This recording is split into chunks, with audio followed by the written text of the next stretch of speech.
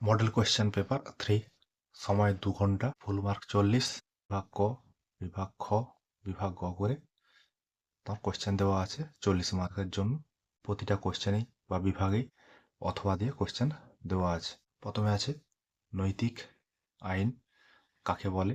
নৈতিক আইন হলো সেই সমস্ত আইন যা হচ্ছে মানুষের আচার আচরণ, ন্যায় অন্যায়, ভালো মন্দ, উচিত অনুচিত প্রভৃতির সঙ্গে এবং সেই সব বিষয়ে সামাজিক উদ্দেশ্য সাধনের জন্য যে সৃষ্ট নিয়ম কানুনগুলো সেগুলোকে বলা হবে তোমার নৈতিক আইন।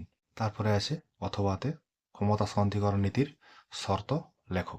ক্ষমতা সন্ধিকরণ নীতি হচ্ছে সরকারের যে 3টি বিভাগ আছে সেই 3টি বিভাগ, আইন বিভাগ, বিচার বিভাগ, শাসন বিভাগ, এই 3টি বিভাগ কোনো বিভাগ অন্য কোনো বিভাগের উপর হস্তক্ষেপ করবে না বা কাজে নাক গলাবে না। এই ক্ষমতা সন্ধিকরণ নীতি যে শর্তগুলো আছে সেগুলো হচ্ছে এক বিভাগ অন্য বিভাগের কাজে হস্তক্ষেপ করবে না, এক বিভাগ অন্য বিভাগকে নিয়ন্ত্রণ করবে না, একই ব্যক্তি একাধিক বিভাগের সঙ্গে যুক্ত থাকবে না। এগুলো হচ্ছে ক্ষমতা সন্ধিকরণ নীতির শর্ত।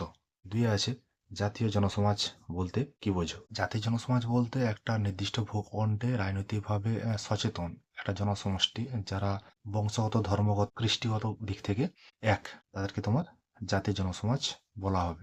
পরে আছে গার্নার প্রদত্ত জাতীয় জনসমাজের সংজ্ঞাটি লেখো। এটা 2 দাগের অথবা কোয়েশ্চেন। গার্নার বলেছেন যে জাতীয় জনসমাজের সংজ্ঞা দেওয়া খুবই জটিল ব্যাপার, তবে তিনি বলেছেন জনসমাজ এবং জাতির মধ্যবর্তীকার যে স্তরটা সেই স্তরটা হচ্ছে তোমার জাতীয় জনসমাজ। এইভাবে তিনি গার্নার জাতীয় জনসমাজের সংজ্ঞাটি প্রদান করেছেন।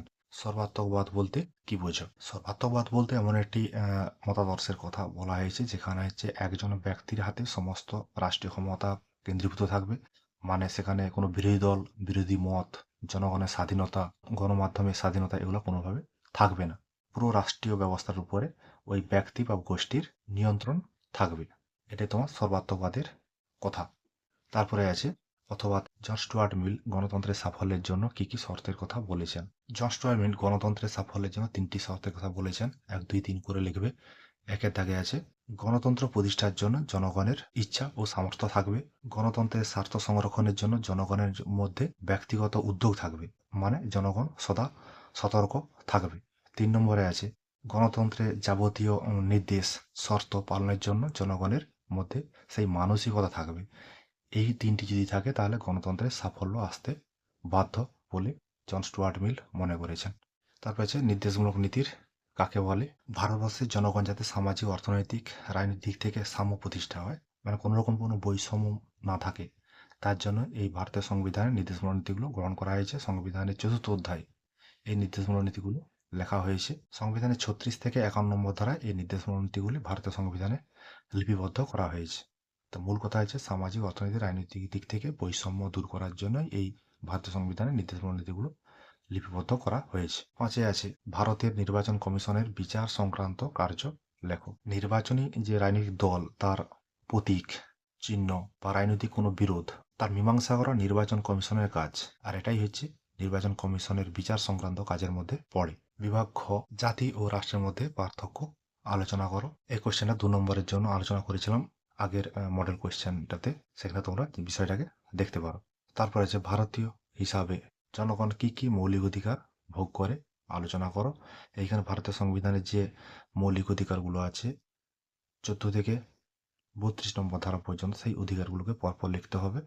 14 থেকে 18 সাম্যের অধিকার, 19 থেকে 22 স্বাধীনতার অধিকার, 23-24 শোষণের বিরুদ্ধে অধিকার, 25 থেকে 28 ধর্মীয় স্বাধীনতার অধিকার, 29-30 শিক্ষা সংস্কৃতির অধিকার এবং 32 নম্বর ধারায় সাংবিধানিক প্রতিবিধানের অধিকার। এগুলো তোমাকে বিস্তৃতভাবে লিখতে হবে। পরে অথবা দেওয়া আছে ভারতের সংবিধানের 22 নম্বর ধারায় বর্ণিত গ্রেপ্তার ও আটক সংক্রান্ত যে বিষয়াদি আছে সেই সম্পর্কে আলোচনা।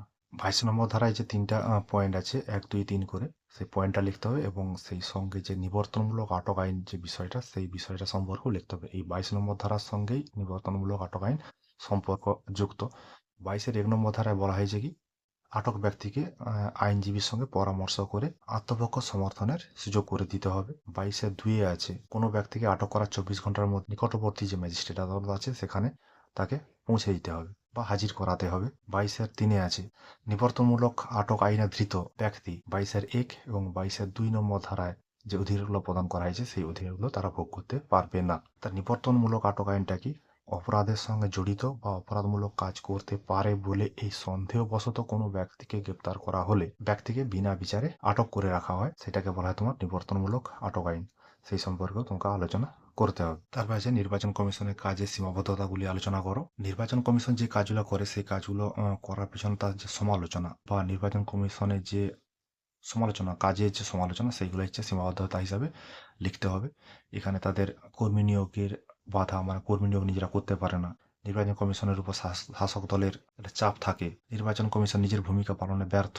নির্বাচন কমিশন পক্ষপাত দুষ্ট ভূমিকা পালন করে। নির্বাচন কমিশন নিজে কর্মী নিয়োগ করতে পারে না, তার জন্য রাজ্যপাল বা রাষ্ট্রপতির কাছে, যেখানে যখন নির্বাচন হয় তার কাছে কর্মী নিয়োগের জন্য ব্যবস্থা করার কথা বলে। তাহলে এই নির্বাচন কমিশনে এই সব সীমাবদ্ধতা বা সমালোচনাগুলো করা হয়ে থাকে, এগুলো তোমরা লিখবে। তারপর আছে বিভাগ গ, একে আছে আইনের সংজ্ঞা দাও, আইনের বৈশিষ্ট্যগুলি কি কি লেখো। এই কোশ্চেনটা আইনের সংজ্ঞা দাও 2 নম্বরের জন্য এবং আইনের যে বৈশিষ্ট্যগুলি কি কি সেটা 4 নম্বরের জন্য লেখা যেতে পারে। আইনের যে সংজ্ঞা, সেখানে অস্টিন, হল্যান্ড, হেনরি মেইন্ড, গেটেল, মার্ক্সবাদীরা যে সব সংজ্ঞা দিয়েছেন, সেখানে 2-1টা রাষ্ট্রবিজ্ঞানের সংজ্ঞা দিতে হবে। দেওয়ার পর আইনের বৈশিষ্ট্য যেগুলো আছে, 4-5টা বৈশিষ্ট্য আছে, সেই বৈশিষ্ট্যগুলো এক লাইন করে লিখে দিতে হবে। এই কোশ্চেনটা সবচেয়ে সহজ এবং কম পেজের মধ্যে লেখা যায়। এটা 1 পেজের মধ্যেই এই উত্তরটা হয়ে যায় 6 নম্বরের জন্য। তারপরে আছে অথবাতে ন্যায়ের বিভিন্ন রূপগুলি আলোচনা করো। ন্যায়ের বিভিন্ন রূপ বলতে ন্যায়ের যে শ্রেণী বিভাজন সেইটা এখানে লিখতে হবে। এখানে এরিস্টটলের মতে যে ন্যায়ের শ্রেণী বিভাজন করা হয়েছে সেটা লিখতে হবে প্রথমে। অ্যারিস্টটলের মতে যে বন্টনমূলক ন্যায়, সংশোধনমূলক ন্যায়, বিনিময় সংক্রান্ত যে ন্যায়, এই 3 প্রকারের ন্যায় সম্পর্কে লিখতে হবে। তারপর রাষ্ট্রবিজ্ঞানের যে আধুনিক যে শ্রেণীবিভাগ ন্যায়ের, সেটা লিখতে হবে।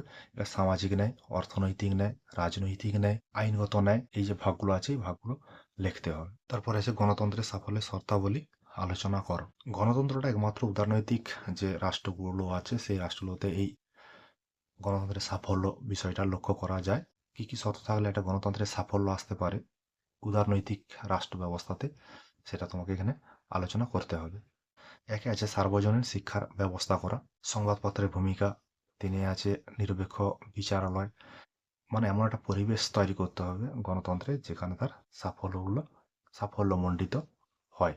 লিখিত সংবিধান, ক্ষমতা বিকেন্দ্রীকরণ, অর্থনৈতিক সাম্য প্রতিষ্ঠা, এগুলো হচ্ছে গণতন্ত্রের সাফল্যের শর্তাবলী হতে পারে। তারপরে তিনি তাকে নেতাজি সুভাষচন্দ্র বসুর স্বাধীনতা সংগ্রাম সম্পর্কিত মতাদর্শের উৎস বর্ণনা করো। মানে নেতাজি সুভাষচন্দ্র বসুর স্বাধীনতা যে সংগ্রাম সম্পর্কে ধারণা, সেগুলো উৎস কি হতে পারে, মানে কোন কোন জায়গা থেকে তিনি এই নেতাজি সুভাষচন্দ্র বসুর যে স্বাধীনতা সংগ্রাম সম্পর্কিত যে ধারণা, এই মতাদর্শটা এর উৎসগুলো কি কি হতে পারে, মানে কোন কোন জায়গা থেকে তিনি এই স্বাধীনতা সংগ্রামের বিষয়গুলি তুলে এনেছিলেন, সেগুলো তোমাকে এখানে লিখতে হবে।